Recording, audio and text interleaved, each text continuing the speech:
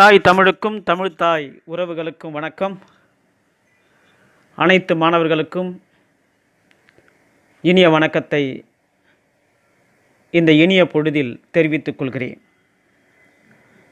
இன்றைய தினம் நாம் பார்க்க இருப்பது அலகு 3 புதுமைப்பித்தனுடைய சிறுகதைகளை பற்றி நம்ம பார்க்க போகிறோம்.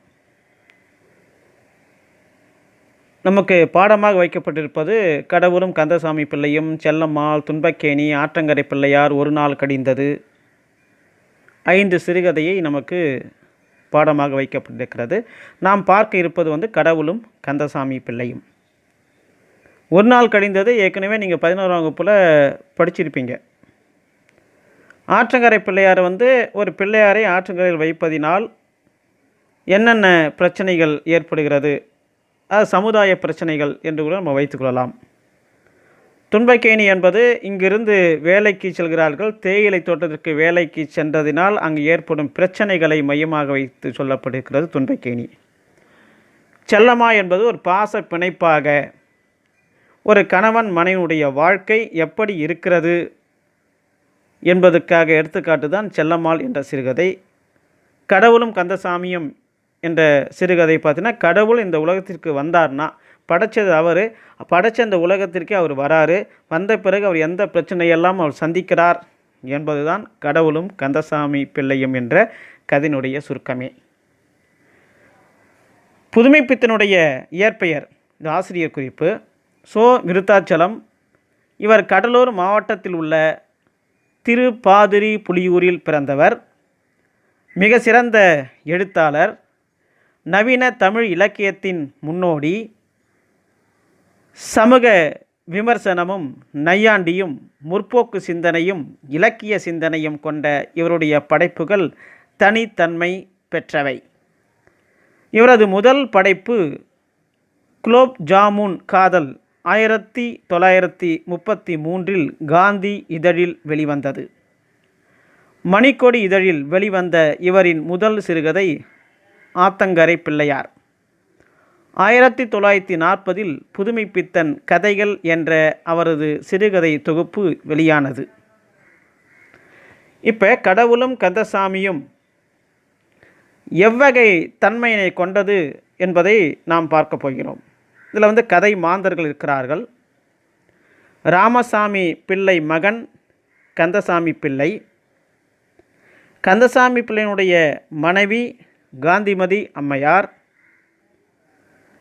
இவர்களுக்கு ஒரு மகள் பெயர் வள்ளி, பிறகு கடவுள், பிறகு திவான் பகதூர், பிரகதீஸ்வர சாஸ்திரிகள்.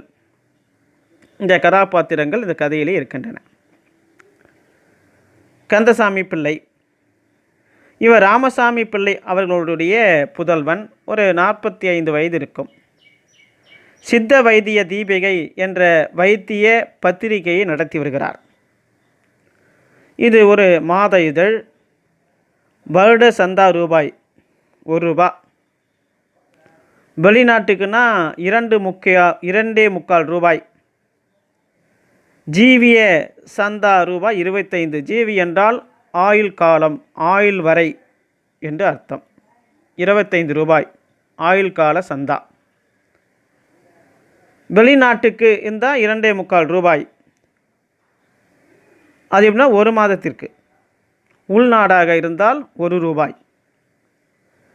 17 வருடமாக பத்திரிகை தொழில் நடத்தி வருகிறார். இது தவிர வைத்திய தொழிலும் நடத்தி வருகிறார்.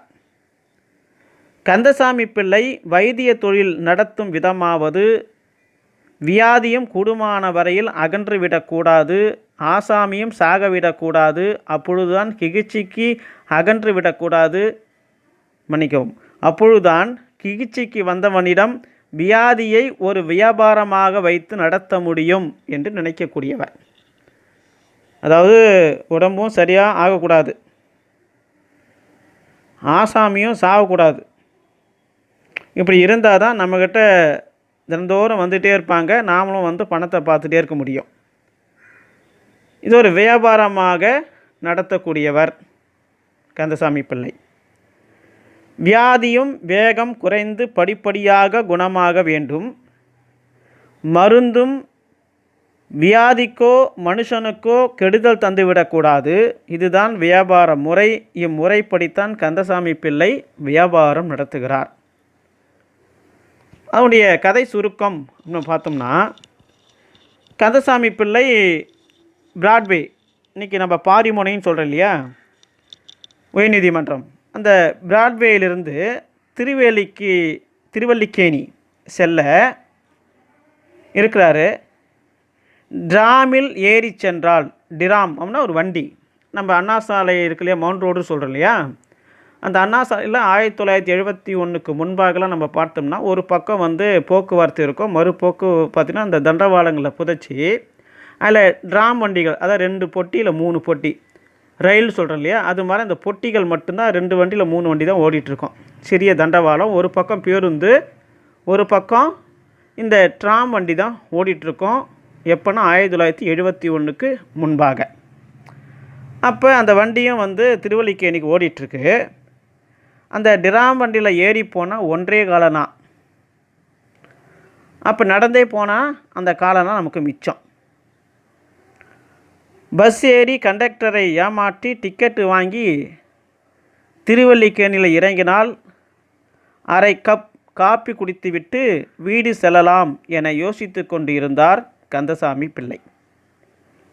சில பேர் இந்த இடம் ரூபாயில்னா என்ன பண்ணுவோம் தெரியுமா, ஒவ்வொரு பஸ் ஸ்டாப்பாக மாறி மாறி போவான்.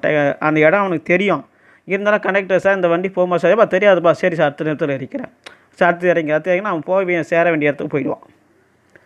அப்படி மாறி மாறி போவார். இவர் என்ன பண்ண, இருக்கிற ரூபாயை இப்படி போயிட்டா நம்ம மிச்சமாகவே அதில் ஒரு காப்பி குடிச்சிட்டு பொறுமையாக வீட்டுக்கு போகலாமே அப்படின்னு நினைக்கிறாரு கந்தசாமி பிள்ளை.